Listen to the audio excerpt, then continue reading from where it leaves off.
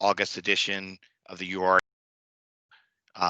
Cloud Office Hours on Bots and Bodies, the modern workplace security story. So let's start off with a few housekeeping things like we always do. I'm going to go ahead and switch to share the presentation.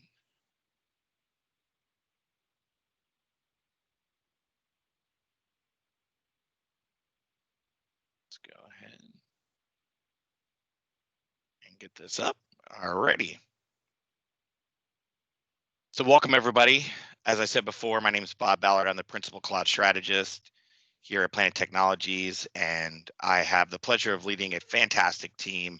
Your YAOI team is myself, Nia Giles, George Scott, Ken Nubler, Scott Dowling, with of course the guidance and Mary Tucker to keep us all in line, make sure we keep all of our promises and our commitments, and under the guidance of Steve Winter, our vice president. Remember, as a YAOI customer, as many of you are, you can reach out and ask any questions, concerns, follow-ups for this call, whatever it might be on this topic or any, by emailing youalreadyownit@go-planet.com at any time. We try to get back to you within 24 hours and with some sort of answer in 48.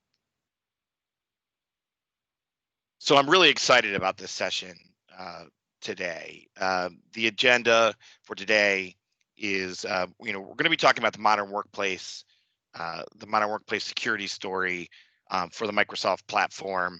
But it's definitely a different take than maybe you've seen before. We had the pleasure of having a presentation from Dean Iacovelli, who is the director of modern workplace security for Microsoft State and Local Government, and a longtime friend of mine. As a matter of fact, I was the final interviewer almost 20 years ago for him to join Microsoft, gave the final approval, and certainly it's been a great asset for Microsoft, and he's been a great friend, colleague, mentor of mine as well. So he gave that presentation internally, and I thought this is really good for our customer base to see. This sort of talks about how all the pieces fit together and what you need to be thinking about and why you may have been thinking about it sometimes incorrectly in the past. So we're going to talk a little bit about the threat landscape, what some of the current cyber resourcing challenges are, what's the end game for your organization and why, and then use the Microsoft Global Cyber Defense Operations Center, or the CDOC as they call it at Microsoft, as a fantastic case study in what they learned and how they developed these tools that for themselves securing those environments, so to figure out how they might fit in yours, and then any Q&A at the end. So here we go. Bots and bodies, the necessary evolution of SOC productivity, right? So we all know that the Security Operations Center these days is getting a lot of activity. Threats are up across the board. So how do we, we've all made these investments, either we're considering making investments or we have made investments in significant pieces of the Microsoft modern workplace story, along with Azure Sentinel as well. So how do we look at these things and how do these pieces fit together? And how do we have the conversations with the necessary folks to make sure they understand the real story? So cyber attacks are increasing and accelerating. And what I mean by that is they're increasing as far as how often and how many you're having, and they're accelerating as in the time in which it takes for those attacks to actually gain a foothold and create mayhem in your environment, right? So a couple of disclaimers. So again, like I said, this presentation, and we tweaked it a little bit, but this presentation was delivered by Dean, who's a director of modern workplace security in state and local. There is definitely a state and local tinge, and I decided to leave it in for two reasons. One, I think the vast majority of folks on this call are from state and local government, but not all. By the way, don't worry, it's plenty relevant to you. But the other side is statistics that are out there on some of the topics that I referenced state and local specifically for. Statistics in the commercial world are out there all over the place. right? Specifically for our state and local customers, sometimes these are harder to find. So I'm just going to spend a little extra time talking about those. But rest assured, this is relevant across the board, whether you're in healthcare, finance, defense industrial base, whatever it might be. But so that little bit of caveat as we get started. So does it feel like state and local organizations are being targeted? Well, the truth is, even before COVID, 2/3 of attacks are targeted at state and local organizations, right? And there's some good reasons there, right? So the reasons, so if you think about it, they have, they're generally understaffed. There's some more supporting data around this that I'll talk about later. But if I'm looking for the most fruitful targets, right, certainly, especially local governments are among those, right? So add to that the new COVID show. So there's literally been a 350% increase in phishing attacks from January to May. There's a bunch of reasons for that. But most of it has to do with COVID in some way, shape, or form, right? So what do I mean by that? Well, you have a compelling worldwide event that that you can capitalize on with messaging and phishing attacks that are COVID related. There's a new working paradigm.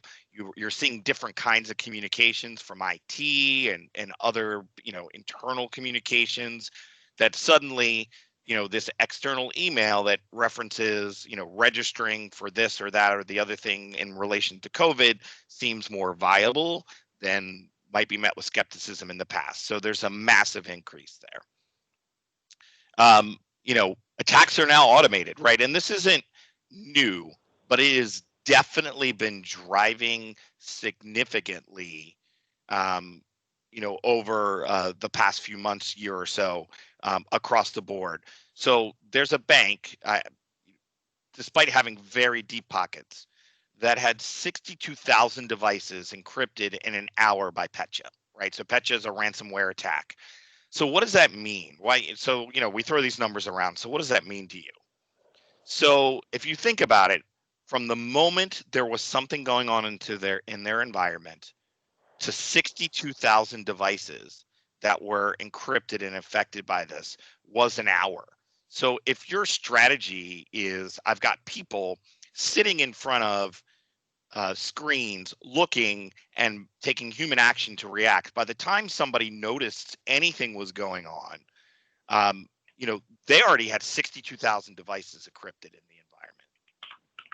So, so if your strategy here is I'm going to put people looking at screens to attack this problem, I think we need to rethink the strategy. So, working from home is creating new risk scenarios, and could everybody please mute their? I'll leave it up to everyone else. Can everybody please mute their phones or their computers? So work from home is creating new risk scenarios, right? There's a bunch of reasons why that is, but look, let's be honest. I know we felt this. So at Planet, we've been extraordinarily busy trying to help our customers make these adjustments, right? And our commercial customers with varying degrees of working from home scenarios already in place today, but many of them still weren't completely wrapped around it. But in our government customers, they were significantly sort of behind in enabling significant work from home scenarios. So what happened was, they went from 0 to 100 miles an hour probably too fast.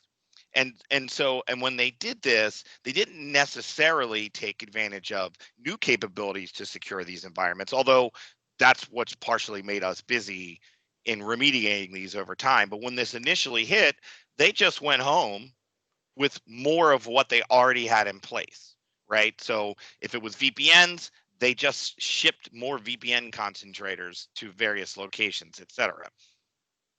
So the other side of this is some of them, particularly in certain demographics, they didn't have laptops. So they sent people home to work from home without a device, and certainly in many cases without a managed device.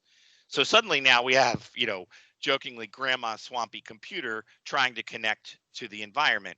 And when we do that, suddenly we need to worry about data leakage, right? Because I'm not controlling that device. I may not be able to secure that device. And if I suddenly have data on that device, then I have a whole new platform to worry about data leakage. So regardless of all of this, resources remain largely limited and static, right?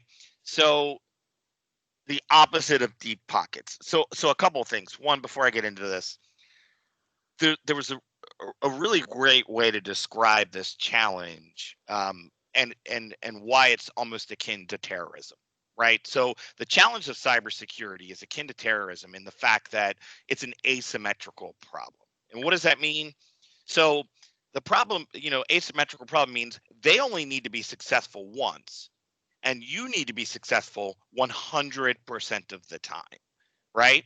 So, as you think about that, that's an extraordinarily daunting task and a mind-boggling reality, right? You can, if you had 1,000 attacks over the course of 2 years in some shape or another, if you were successful in 999 of them, the one attack that was successful makes the news, right? So this is a pretty daunting problem. So in this particular case, if we look at sort of government customers in particular, right, they've had the opposite of deep pockets here, right? So the commercial percentage of IT spend on security is about 28%. And the average state and local government, and again, this morphs a little bit between whether that's state government, central IT, small counties, large counties, et cetera. But on average, when you put it all together, it's about 2% on security. And that was before COVID. Obviously, those statistics are too new to look post that. There's another problem that's going on, right? And this is a significant problem across government widespread, and that's the silver tsunami. So let's just pretend that you had a great plan in place already, right? 30 to 40% of your government staff are eligible for retirement. So let's just say what you had in place was perfect and working today. And I'm going to get into why I don't think that's true, right? But let's just say it's true. 30 to 40% of your staff are eligible to retirement now.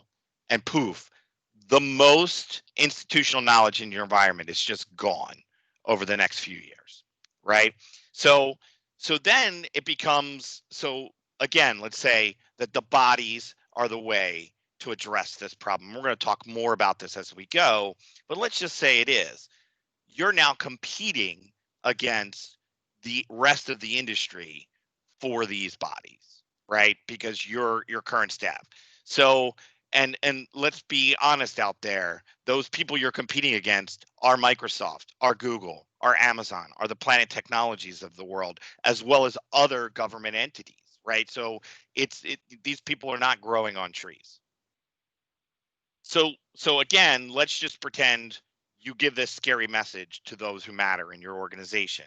So you decide, okay, I'm going to fund a bunch of new heads for cybersecurity. I've got it in the budget. So again, talking about the problem that we had before, just because you have the funding doesn't mean you'll find the people, or certainly not the people that maybe have the true skill sets that you need. There are millions of unfulfilled cybersecurity jobs across the board. I can tell you it is not easy hiring. We're living that life every day. And so you're just one of many, many, many organizations looking to fill the same thing. So the final part of this is, being a tier one SOC person is kind of a crappy job. And let me talk as a reason why this is, right? So first and foremost, so let's think about this. So as they poll, they go out there, they poll CIOs across various industries, government, healthcare, et cetera. And they talk to CISOs as well, right? And they talk to them and they say, okay, what is your actual investigation rates? Right. So you have a bazillion messages, you're getting overwhelmed with them. How many of those are you able to correlate together and create an incident? Right. Because understanding that there's something going on and then being able to correlate that into some sort of incident, an alert and an incident, not the same thing. So you have, thousands and thousands and thousands of alerts. Somebody is pouring through these and trying to correlate them into an incident. So what do you think the percentage is of those?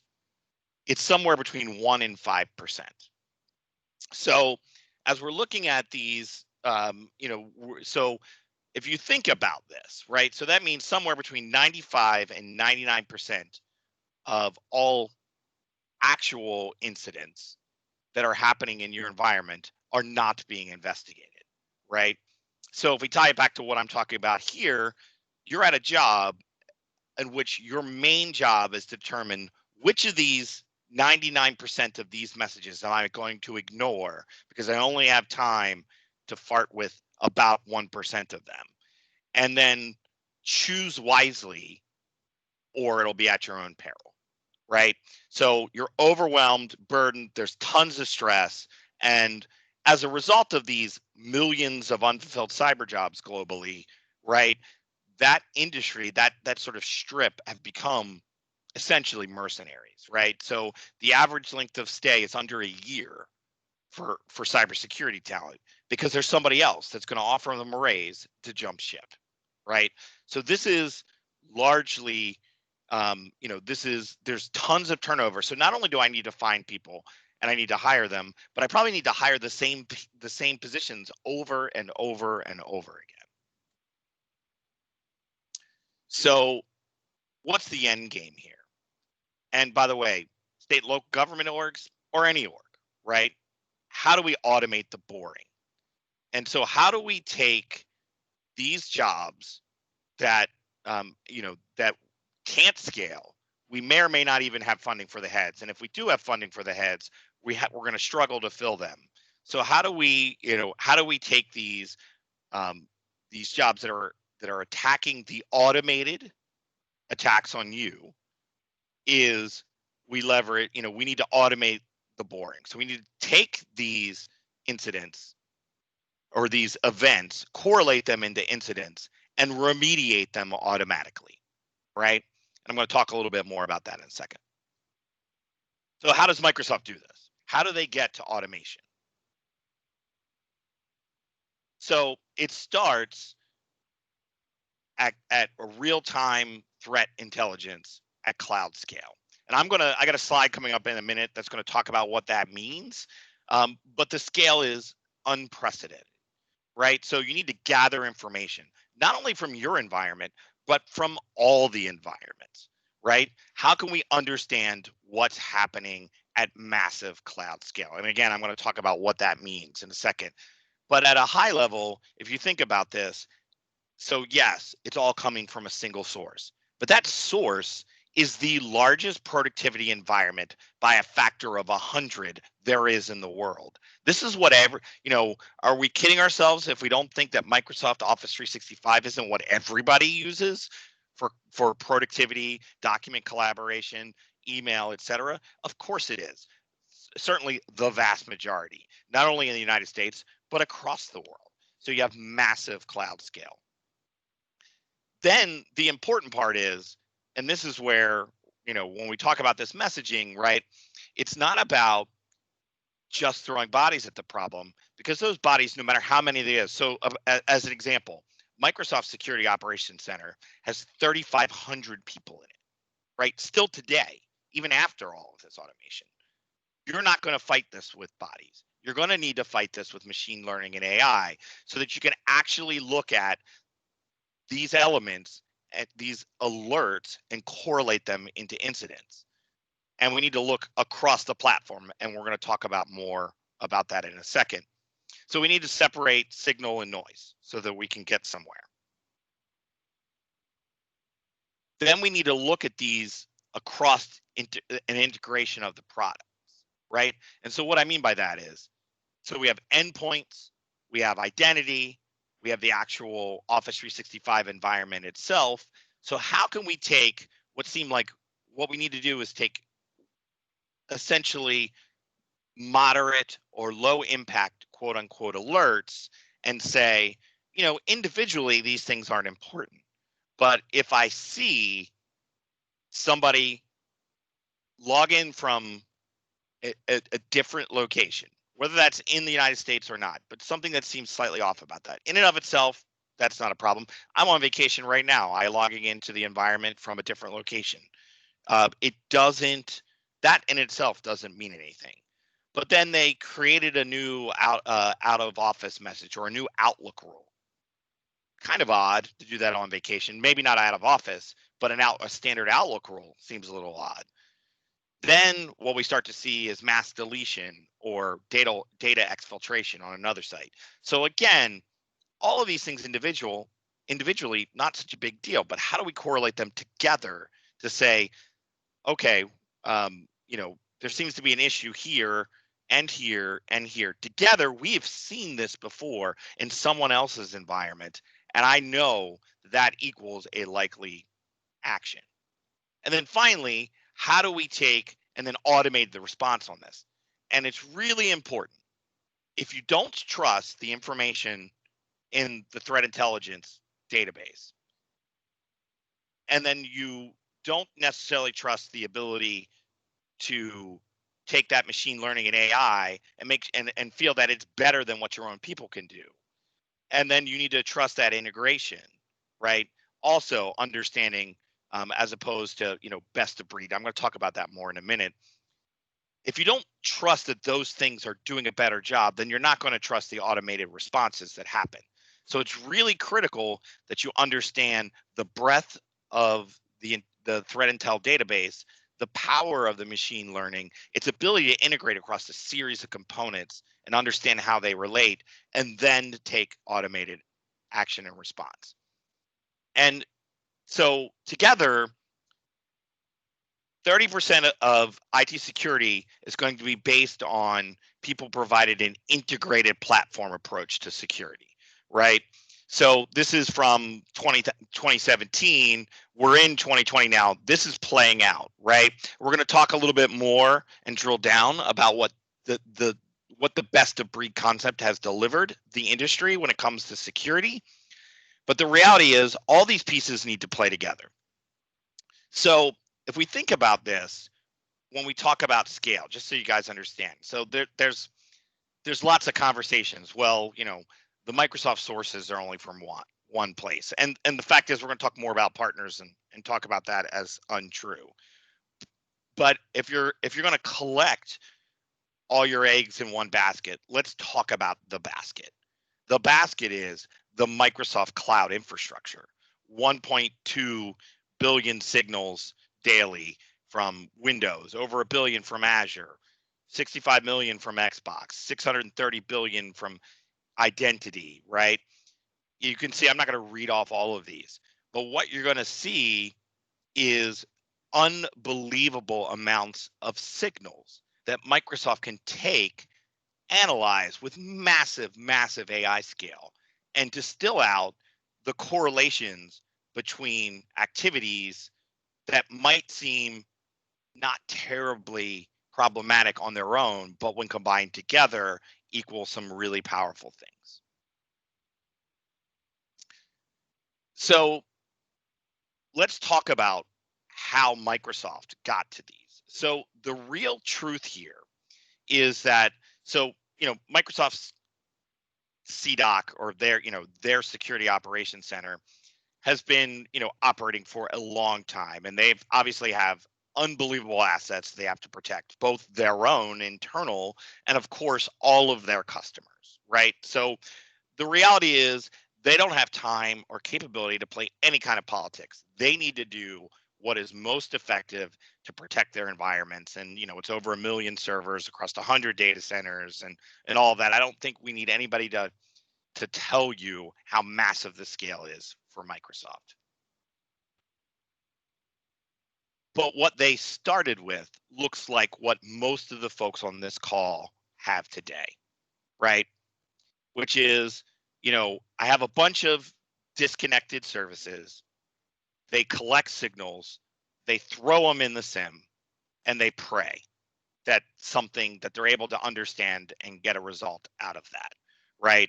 So what are the challenges with this? And tons of third-party tools, right? Across the board.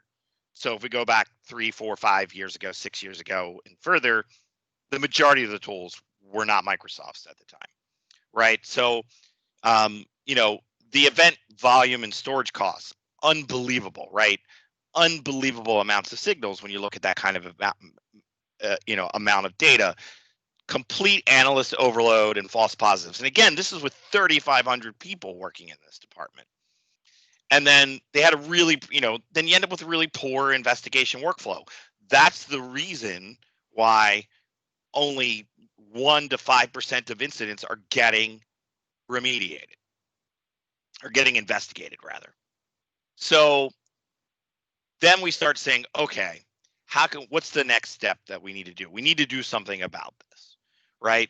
So we start doing things like adding in log analytics and data lake and Azure monitoring to the solution, using Microsoft ATP endpoint for endpoint detection and response, or EDR is often referred to in the industry, right? Looking at your identity with Azure ATP, Azure AD identity protection to understand, and I'm going to drill down a little bit more on these. I'm just sort of framing it out for you. And so to understand your identity protection, leveraging things like advanced threat Office 365 ATP and cloud app security to actually protect the data and content in the environment, and then leveraging your Azure assets like Azure Security Center as well to sort of put all of these things together. So they started layering these in, and they started replacing a number of third-party tools as a result of it, and the benefit became integrated analysis, right? So again, these were one by one as they proved themselves.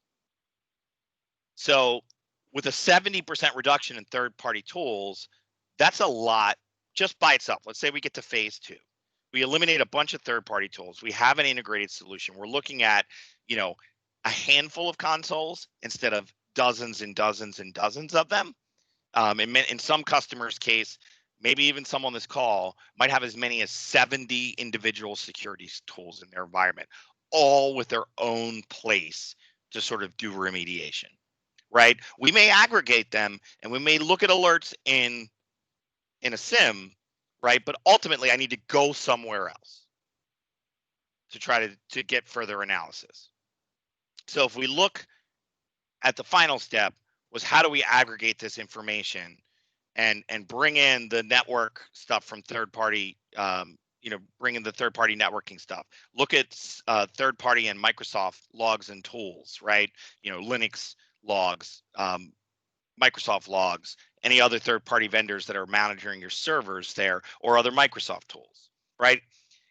And take that with all of what we just got, right? So we have endpoint protection in ATP. We have, identity protection. We have sort of content protection with cloud app security and Office 365 ATP. And we drive it into a cloud native SIM. So here's the true history of Azure Sentinel. So Azure Sentinel was actually developed internally by Microsoft to solve their own SOC problem, right?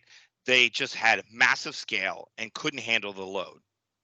And there wasn't a unified sort of experience and feeling across the board there. So they developed it to solve their problem. The net result of that was it solved their problem so well, it became a product from Microsoft, right? And again, this sort of progression, we often hear at Planet talk about sort of a maturity model. Well, the maturity model on, modern workplace security is, I don't have much. Okay, I have a bunch of disconnected tools with a bunch of people staring at screens. I start to leverage integrated and connected tools to help limit my third-party products to simplify my workflows around investigation. And then the final step is a totally integrated cloud-based SIM or SOAR to take the load. So real-world analysis from certain customers in this environment where you have these connected feeds, the amount of feeds and alerts that are being pushed to your current SIM environment, for many of the customers on the phone, they know this. They've had to limit the amount of input into their environments because their environments can't process them fast enough, right? Whether they be, in Azure or AWS or a SaaS offering, et cetera, what we're starting to see, certainly on-prem, is they actually have to limit the feeds that are coming to these environments because they just can't process them in time. So automation freed up the existing staff to start to do proactive hunting, right? So if what we're doing is handling 90% of the investigations through automated reactions. So let's talk about what those mean. So if I'm using Defender ATP and we're going to drill in a little bit more on all of these, but if I'm using Defender ATP to see something that's having, if 90% of our attacks are started through some sort of phishing or bad action on the endpoint, then having an integrated solution that's catching it there, notifying the other pieces and parts that this machine, which is tied to this user, might have had elements of a compromise. Can you look more broadly across their login behaviors, their, the teams that they own, et cetera? Are there other things that are going on in there? If these systems are taking those automations off the plate, then I can start to look at the anomalies and investigate those, right? So a couple of things I want to be really clear on. One, when we speak about automation and from the Microsoft perspective, we're not talking about writing, using an orchestration engine and writing remediation scripts to fix things, right? This is about using AI and machine learning to create on the fly activities to remediate things, right? And we can talk about how intrusive they are, and you have capabilities to set those, right? Is it just about, prompting and popping additional MFA if you're not already requiring it? Is it, actually preventing certain high risk activities, et cetera? When this presentation doesn't drill down to every capability here, but those kinds of activities can be adjusted and delivered in this case, right? So this isn't about humans writing the activities because these attacks are coming faster than humans can react, right? These are on internet time, not Joe or Susie time, right? We don't have time to think about the responses to these activities. They're happening too fast, right? So it takes everybody together to secure your enterprise, right? So what does that mean? I'm going to go ahead and build this out. So going back to, mentioning that I had a long relationship with Dean going back, I've been watching Dean presentations on security on some way, shape, or form for nearly 20 years. And, no matter what the presentation is, he always talks about people, process, and technology, right? So, is what it takes. And we're going to, drill into just a couple of these because of, time of the session. But I am going to take a couple of seconds and at least highlight, a handful of these. So on the people side, right, you need to, have people being more proactive. So if we take the Microsoft example, what do 3,500 cyber people do all day? Well, they're researching attacks. They're stopping threats. They are, they're looking to integrate back to the product, and they're, helping to shut down bad actors. But they're primarily focused on the anomalies, right? The out of band things, the things that are so unique and different potentially that AI and ML aren't picking them up. They're focused on the, the edges of the norm. So on the compliance side, for process, and there's a bunch here. These, I apologize, it looks like a couple of these got really small on there. But as you know, right, Microsoft takes compliance very seriously, maintains all of those, the on the government side, right, IRS 1075 and HIPAA and all of those. And on the defense industrial base side, right, things like NIST 800-171 and now CMMC, and for our commercial customers, things like HIPAA, et cetera, ISO 27001, all of those. So, if we look at the security side, right, on the identity and access management, we're talking about Azure AD Premium, Microsoft Intune, et cetera, Azure AD domain services, all those things sort of combined to make it. On the threat protection side, we're talking about Defender ATP for your endpoints, Office 365 ATP to protect your content, right? That's anti-phishing, both in documents and in emails. Azure ATP looking at login anomalies, et cetera. Microsoft Cloud App Security, which is not only looking at the Microsoft space and connections, things like what are my users doing in the environment that might raise suspicion, but they're looking at them as, I can look at them across other platforms as well. So for example, many of our customers might have Salesforce or Box or other things. I can actually use Cloud App Security to also look at the behaviors in those environments and correlate answers. And then ultimately, right, all of those data feeds need to be sent up to, Azure Sentinel, potentially, a SIM, and then, Azure Security Center, the built-in DDoS protection that's in Azure and as well, right? Then on the information protection side, things like Azure Information Protection, Microsoft DLP, also even Cloud App Security, right? So I can do things like block massive exfiltrations or deletions based on user behavior as well. And then one final piece, because we talked a little bit about this. So yes, this story is all about the pieces and parts that make up the Microsoft story, right? They're platform pieces together, working together, et cetera. But we also recognize that there are tons of pieces and parts in other third-party applications from other customers. And while I think the goal to reach this level of automation in the way that you need to is to limit those, there are still elements that completely make sense around this. So if you look at this list, and it's not all of them, but currently I think as of March, there's about 102 partner organizations that are participating in the intelligent security graph, right? So if I go back to that first slide with the concentric circles as we build out, that database of information is not only being supplied by Microsoft. And yes, we talked about it. It's a massive piece of the puzzle as far as basically all of the Microsoft properties feeding that. But there's also Box and AvePoint and RSA and Trend Micro and Box and all of these feeding them as well. So the ones that have green boxes around them are full participants in the Intelligence Security Association. There are limited amounts of participation from those others that are in there.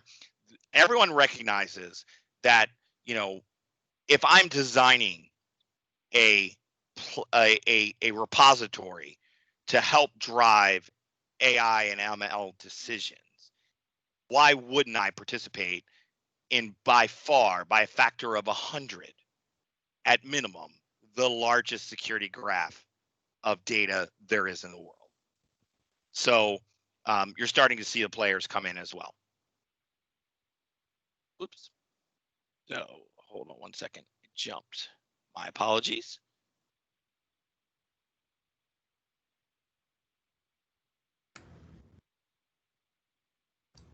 So I'm not going to spend a ton of time describing the kill chain itself on here, but I'm going to walk you through. So this particular slide is one that myself and Matt Evans is one of the architects on our team, present for a lot of customers, and it talks about where these pieces and parts fit in, right? So, at a high level, let's walk through a scenario, right? I browse to a website, something, or I get an email or whatever it might be, somewhere along the lines, some sort of exploitation and installation occurs, right? Phishing email, click a URL, open an attachment, browse to a website. Something's occurred here, right? Then, then I go through command and control, try to get the user account compromised in some way. By the way, this also can skip all of that and just be brute force account trying to, or use of stolen credentials. But ultimately, I get to this place where I have a user account compromised, right? Then the user tries to move laterally to find an account that has more and better permissions, right? They're collecting data along the way. They're examples of well coordinated attacks where they were in the environment for 6 months, a year and a half undetected while they waited for the right opportunity to either get the right kinds of data from the existing users they had compromised, or when they were finally able to get an account with enough permissions to get what they needed and wanted. So then, obviously, if you have a privileged account, your domain is compromised. But let's just say, even if you don't get all the way to privileged account, you have the ability to exfiltrate significant amounts of data, whether they be social security numbers, et cetera, protected class data as well. So Office 365 ATP, that lives in the attachments, malware detection, safe links, all of those things. That's the initiation of these attacks. Defender ATP is looking at the exploitation and installation, right? That's your endpoint detection and response, right? So it's actually saying, what is happening on this device and can I stop it? And there's one really important thing. So there are a lot of vendors that do this really well. I'm not going to try to talk about, other than its integration, for the most part, things can be really similar with Microsoft's ATP and others, except for this one piece. So when it comes to the remediation element, so many vendors try to say, that remediation should be, wipe, reload, rebuild. And by the way, we work really hard to make that possible, right? With things like autopilot and highly efficient deployment methodologies, et cetera. We're redirecting user data, their content is in the cloud, et cetera. That's all fine. But the reality is it's still, even with a really efficient system, right, it's hours. So let's flash back to the example of the bank that had 62,000 machines compromised in an hour. Are we going to wipe and rebuild 62,000 machines? Nobody's going to go through that. So what do we need to do? Well, who better to understand what has been done to the device to cause the issue and what's been impacted at the sysinternals than the people that write the sysinternals, right? So with Windows Defender in place, it can sort of replay what's occurred, look in places where that's causing this impact, and actually remediate the devices as opposed to wipe and reload so that you're up and running faster. So Azure AD Identity Protection is there to sort of stop the brute force attacks and stolen credentials. So Microsoft actually spends time going out on the dark web and looking to purchase stolen credentials and then marking them as compromised and getting that compromised database up into the security graph. So Azure AD Protection can say, this is a high risk account because it's already been sold on the black market. So Azure ATP sort of lives in this next level around identity protection, right? It's looking for the compromised user accounts. It's detecting and assessing lateral movement, et cetera. And then finally, Cloud App Security and Azure Information Protection to shut down anomalous or aberrant activity with content itself. So that's sort of where all the pieces and parts fit together. So there's a couple more things I want to get into, and I know we only have 15 minutes, so I'm going to go pretty fast here. A couple more things I want to get into. So one is, we hear this argument all the time, right? So even in customers that have made the acquisition of what I'll say are the more Cadillac security SKUs, right? The E5s, the EMS E5s, et cetera, is, but I want best of breed. So there's a couple of pieces to this story. So first and foremost, so Gartner has about 14, I think, last I checked, 14 Magic Quadrants for security products. Your research, they may have something new. I didn't account when last time I went digging, but there's about 14 Magic Quadrants. And look, I take elements of what Gartner does with a grain of salt, right? I think they do some things really well. I think they sometimes have a misguided interpretation of certain things. But at a high level, if you're assessing an entire industry, I think you're going to get some valuable data. And the data here is there's 14 magic quadrants, right? So if what we're talking about is integration and automation across the board, and that's the only way we can fight this, right? So you'd think, okay, well there should be quote unquote platform vendors that are doing really well, right? So of the 14 magic quadrants, so one vendor had 6 of them, and that was Microsoft, right? So they were these 6 here that are listed on this page had, were in the leaders quadrant in 6 of them. 2 vendors had 4, right? There was a couple, nobody had 3, a couple had 2, and 44 vendors were in one magic quadrant. So what does that say about the industry? What it says, the industry is based on a bunch of effective. I'm not going to discount the effectiveness of those 44 vendors in their magic quadrants, right? But they're only focusing on one part of the story. And if integration and automation is the only way we win, and it's only going to get worse, and all the data supports that, then we need to be looking at people that can do the integrated automated story, right? And so but even if you're thinking what vendor has the most security magic quadrants, the answer is Microsoft. So, if you're talking about best of breed, and at least 6 with eyes, by the way, on SIM and unified threat management and privileged access management, let's just say there might be insider information that those are going to be magic quadrant wins for Microsoft as well. 9 of the 14 are going to go Microsoft's way. There's a significant best of breed story just by using Microsoft. But that doesn't take into account in any way, shape, or form. And what Gartner is missing on this quotient here is the integration unification story.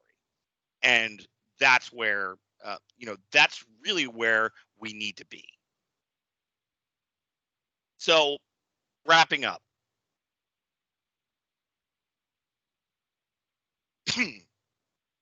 So there's plenty of work to go around.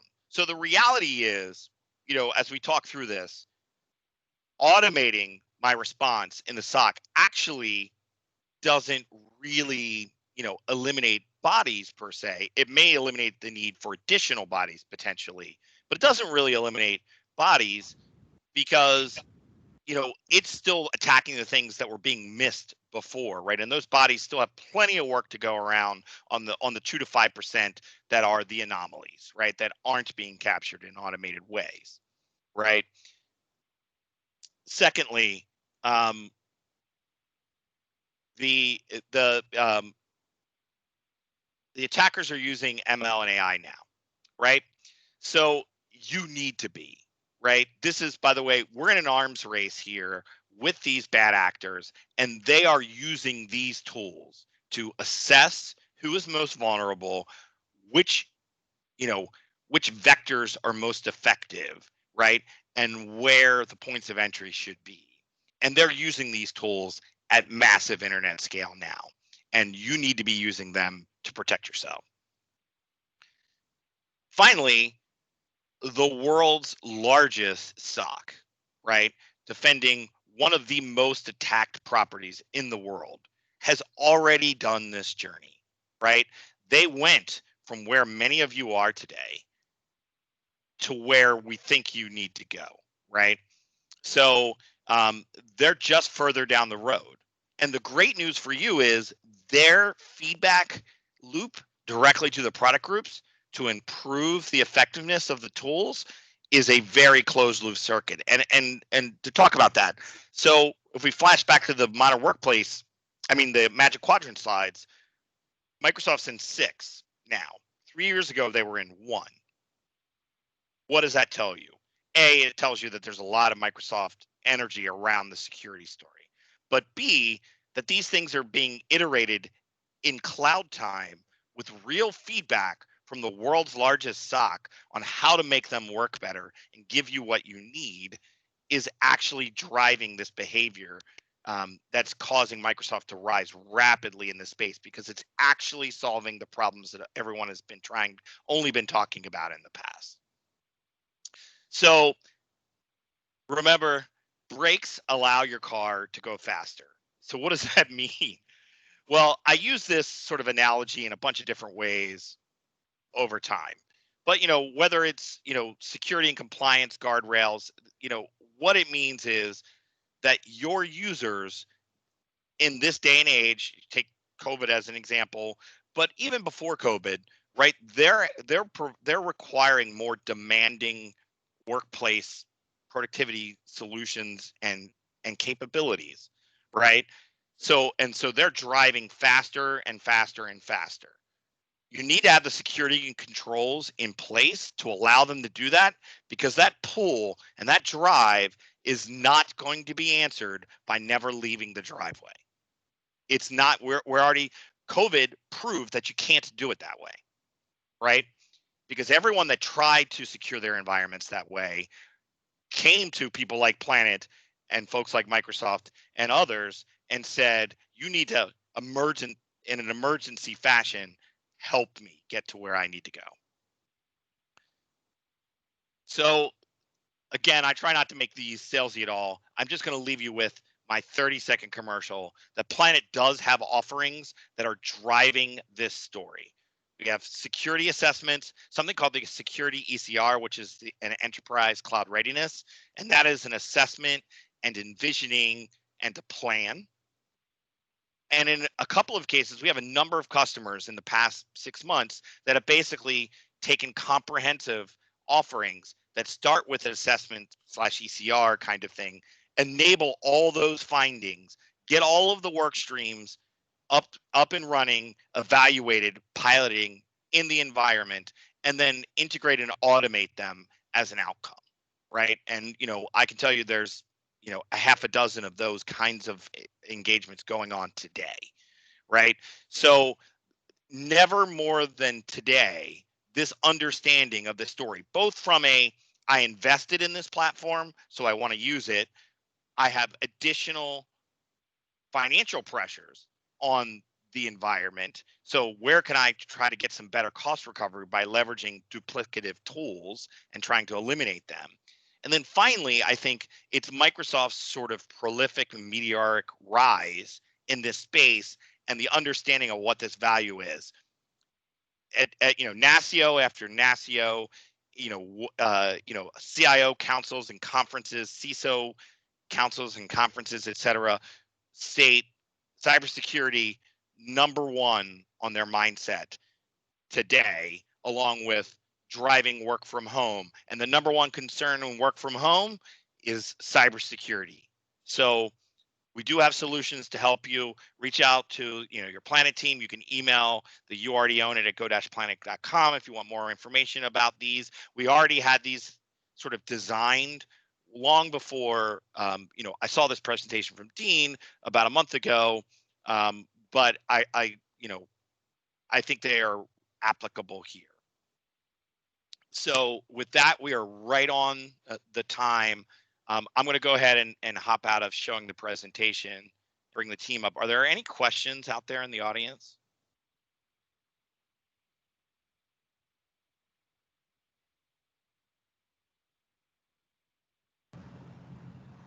Where can we find this deck?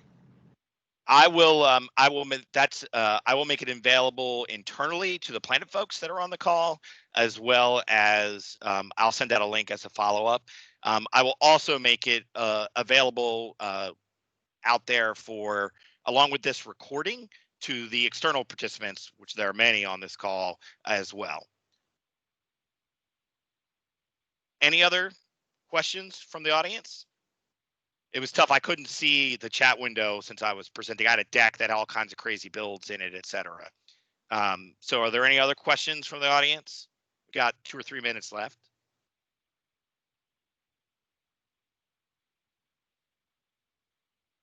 Well, if something comes to mind, feel free to email your email anybody at Planet that you're already working with, your cloud strategist on my team. If you think of it, you want to pop it in the chat later. Some folks from the cloud strategist are on the call. Somebody can keep an eye on the chat immediately following, as I am on vacation, and I'm going to go back to being on vacation in a minute. But if there's any questions that sort of pop up, if you guys can follow that up and chase that down, that would be great. Well, thanks everyone. Hopefully this was good information. Seems to be good feedback coming in the session. So in the chat window. So thanks everyone. Have a great day.